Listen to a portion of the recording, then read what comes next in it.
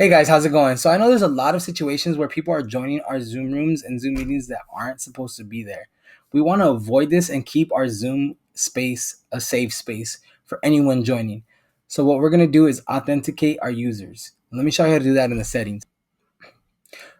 Once you come to your dashboard, you're going to go to settings.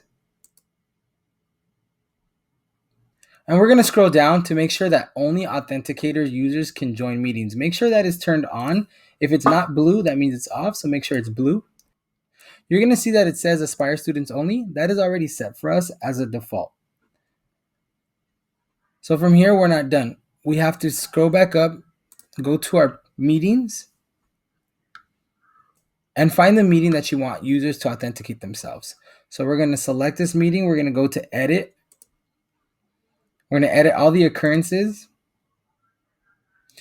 And we're going to scroll down to make sure that we check off this require authentication to join. Make sure that it's checked off. And you're going to see that it says Aspire students only. That just means that anyone with an email that ends in aspirestudent.org or anyone with an email that ends with aspirepublicschools.org will be able to join the meeting. You're going to scroll down and make sure that you save the changes. And then you're all done.